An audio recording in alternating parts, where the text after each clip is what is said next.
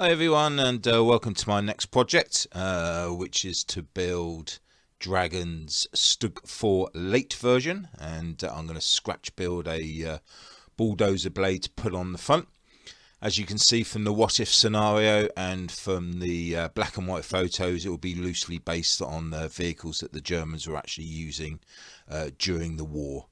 I've chosen this particular model purely and simply because it was the only one that I had in the stash. There's plenty of reviews on the internet, so I'll just have a quick flick through the sprues.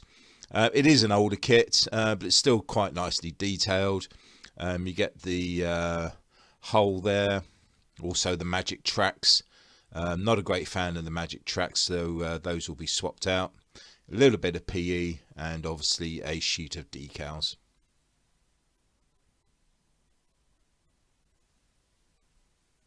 Now the actual magic tracks, I'm going to be swapping them out for the Rye Field models. Link. These come with little plastic pins. I've used these before on a Tiger, and I was really impressed with them. So we'll see how we get on with the smaller version, but they certainly look the part, and there's the jig. So the first thing to do was to decide what to do with the where the gun goes. You can sort of fill in the central area if you want. However, I've seen ammunition carriers which have steel plates flush at the top and a couple down at the front, and I thought that would be more of the challenge. So for me, I'll just be taking off the side panels and making it flat flush, and putting some plates in there with some weld seams. So it's a simple matter of getting your craft knife, very gently going along the weld seam, doing this a few times. You don't have to go all the way through, but enough so that you can bend it and snap it off, and obviously just using a small model saw just to make the gap at the top, and then very gently, because you don't want to crack the other plastic, just ease the flanges off.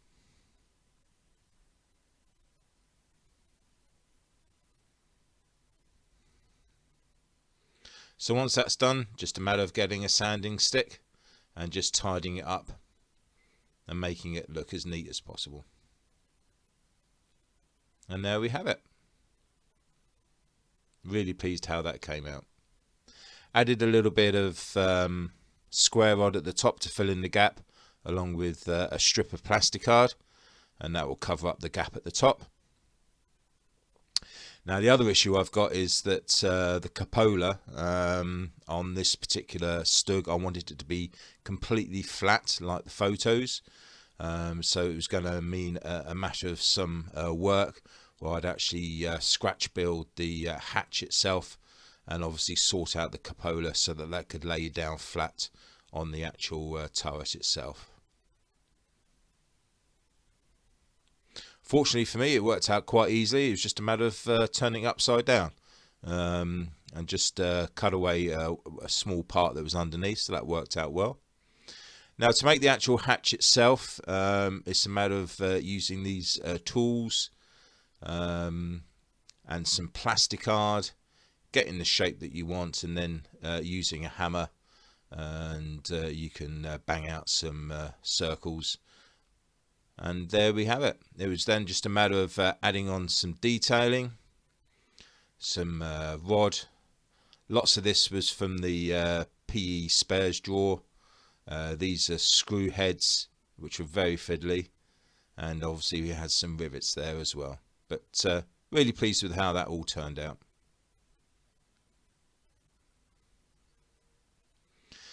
Other detailing, I had to fill in the holes where the telescopic sights and the machine gun would have gone.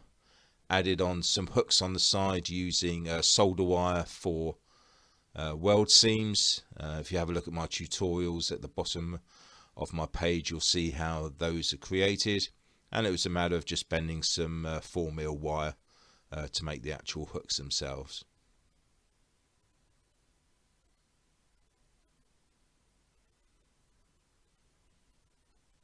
Next, from the black and white photos, the actual fenders were bent upwards to allow the plough to, or the bulldozer blade to fit in. So it was again a matter of doing some surgical work. Again, the same technique of using your craft knife, scoring along the bottom, and that enables you to flip up the top of the fenders. And then it's just a matter of getting the sand stick in there and cleaning it all up.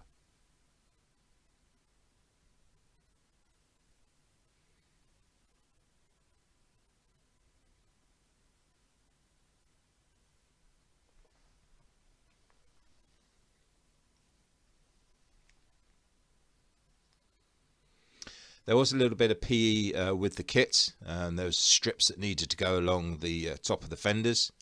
Anything from in PE that has little rivet marks does mean that you actually have to make the rivets, and it's just a matter of using a die set and using some pewter and then making the relevant size, and there they are in place.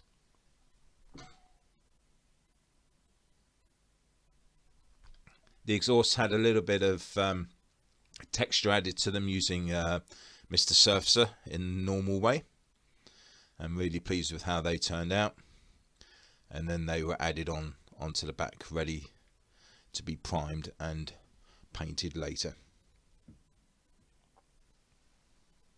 As for the hatch, if you fill the inside, that will allow any pin washes that you do to actually stay on the surface rather than to seep through. So all the additions came out really well. As you can see, a bit of an old kit from Dragon, so it had some terrible injector marks that had to be filled and sanded back.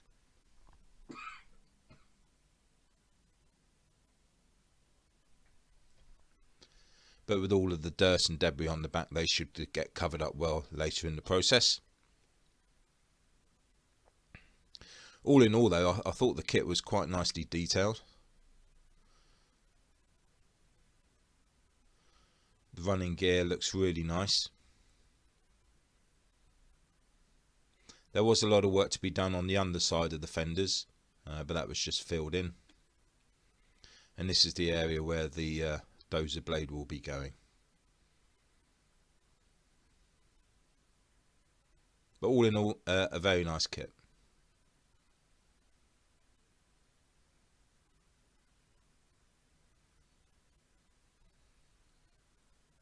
So as you can see on the right hand side, I needed to add a weld seam, again just using the soft solder wire method. That came out really well. Now I had to turn my attention to the 3 iron plates. I added some plastic hard supports, and the supports were supported themselves by some little strips of plastic hard down the bottom, just to give it a little bit of extra strength. And there's one of them in close up, as you can see the profile. A large plate was put on the top first of all, and then the 2 smaller plates underneath. I was hoping that gap would have got filled up by the weld seam, so it wasn't a main concern at the moment. It did look a little bit untidy, and if you look at the very top, the actual plate has bowed quite badly. It didn't look very good at all.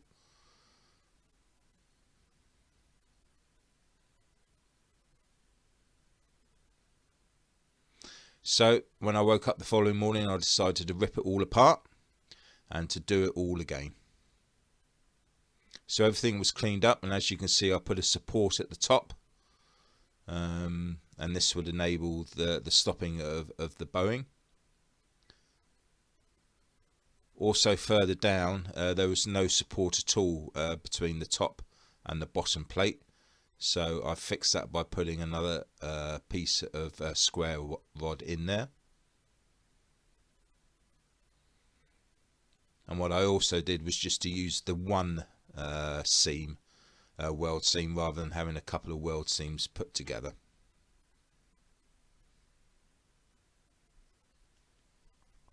The actual bottom plates I reinforced and gave them strength. and those were then glued in place and were a lot more rigid. And with the top one on, I was a lot happier with the way that had actually turned out.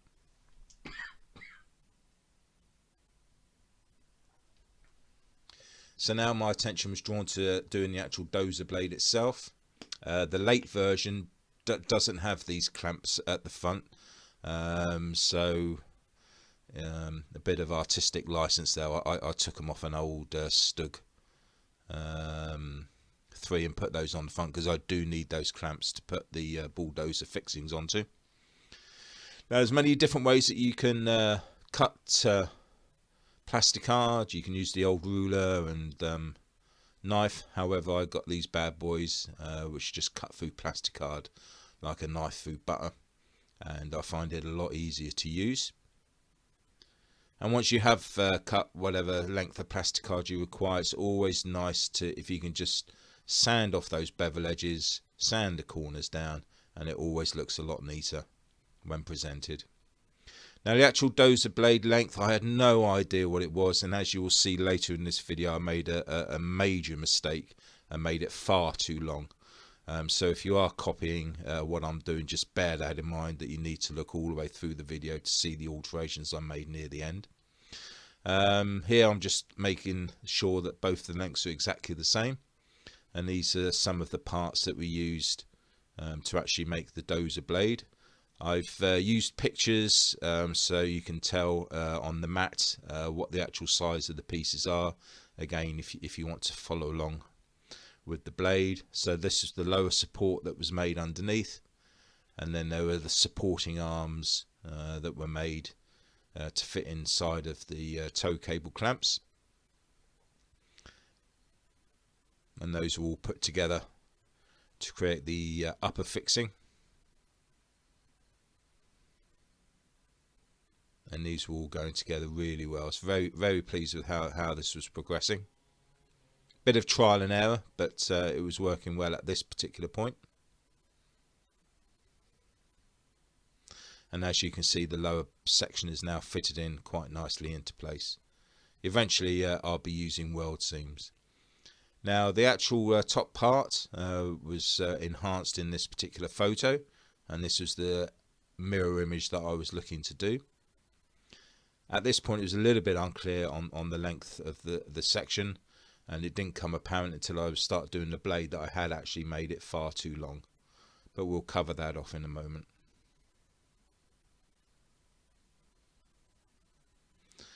So the two supporting strips were made along with a large piece of styrene square rod, and then it was just a matter of building up the reinforcing struts. And then the two supports at the back for the screw arms and the plates themselves, which were all added on, and a couple more supporting arms for underneath.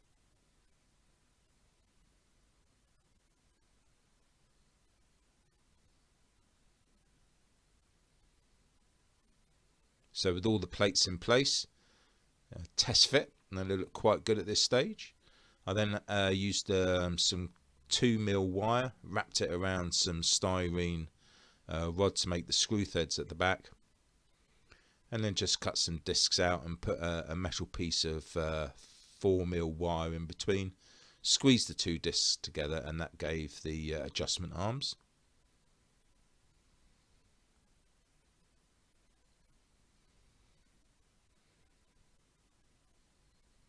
And there we are, all in place. And at this stage I was quite happy.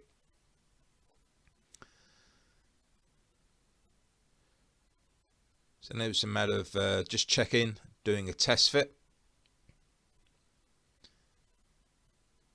This is for those of you following along. I've done some measurements. Don't take any notice of the ones that I do for the actual length, because obviously that's incorrect. But the ones for the width may be of use for you.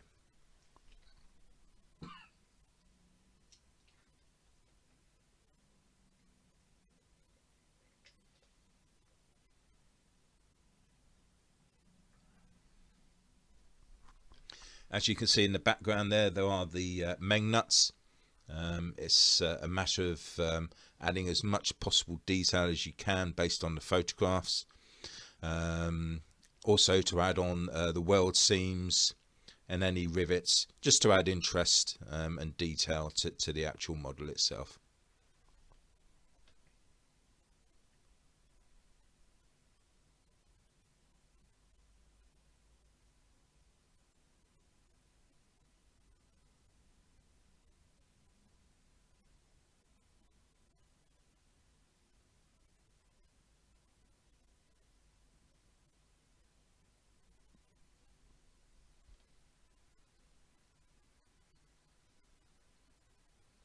So here we have all the detailing in place now. Really pleased with how that had all turned out.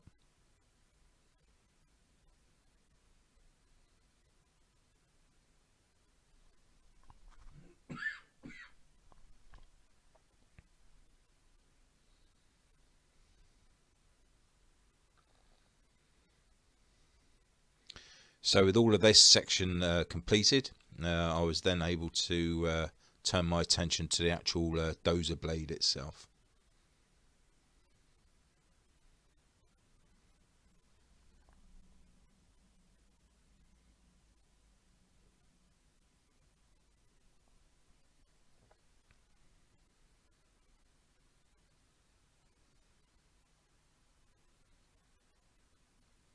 Now what I did was to support the model on a piece of cardboard. That was to simulate the depth of the wheels as well as the tracks, so that when that's all complete, the Bulldozer blade will be sat on the actual ground and not up in the air.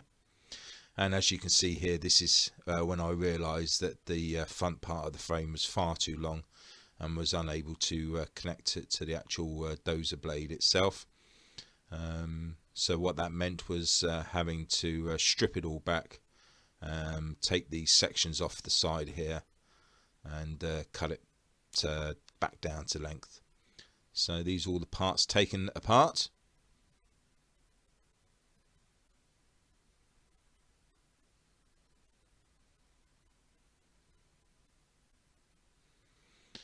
And after a little bit of surgery, it's all stuck back together again, and as you can see, the framework is a lot smaller and the dimensions are a lot better with the Dozer blade.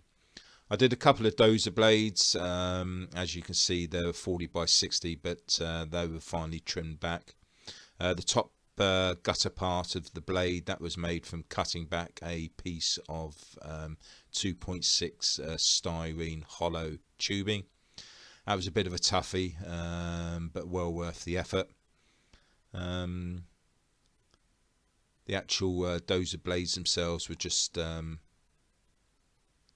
glued into place, and plasticard was added.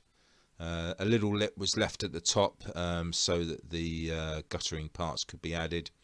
Again, very difficult to join, so they were just added as best I can, and then it was filed and cut into shape. And then the other supporting brackets were added as per the reference of the photos. It was fully working, the actual blades. A piece of styrene rod was put in as a anchor. And then lots of rivets had to be added, obviously on the front of the blade, and obviously any rivets and screw heads have to have detail added on the other side as well. So both sides of the Dozer blade were riveted out. But yeah, really pleased with the final look. All fully working, which I was really pleased with. And it fitted onto the front of the Stug really well. So that part of the build went well.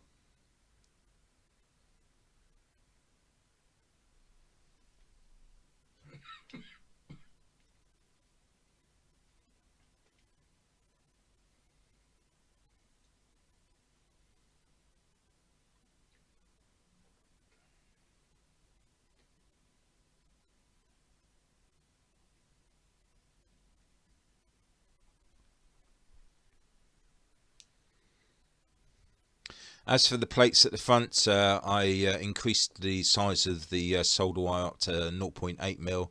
That was so much better. I was really pleased with how that came out.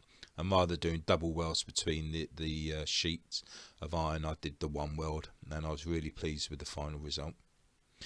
Another little bit of detailing that had to be done was the springs on the fenders. The kit part was devoid of any detailing, so it's a matter of making your own springs.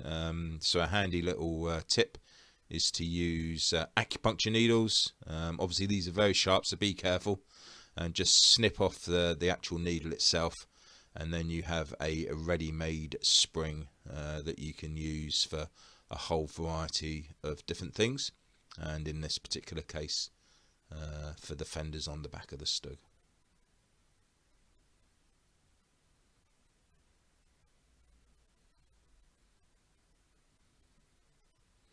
Now I'm going to be doing a lot of the old crap in the back. I'm going to go to town on this particular one, so there's loads of things in there, all from the spares drawer. A lot of mini art stuff there as well. Undecided yet on how much I'll use. I've made my own tow rope at the back from stuff out of the spares drawer as well. I'm toying with the idea of putting a tarp on, so I've provisionally made one out of foil. But whether I actually use it, I don't know at this particular stage. But it'll all be painted up, and I'll make the decision nearer the end of the build. So there we have it. One late Stug 4 with a Dozer blade. Really enjoyed this little project. It's been a lot of fun. I hope you've enjoyed it as well. So I shall leave you with this short video along with several photos of close-ups for those of you who are following along and are going to try and do this project themselves. It just leaves me to say thank you very much indeed for all your continued support of my work. This is my 100th video, which is beyond my wildest dreams when I started on YouTube a couple of years ago. So I'm very humbled by all of your support, and hope you enjoyed this as much as I have, and happy modelling.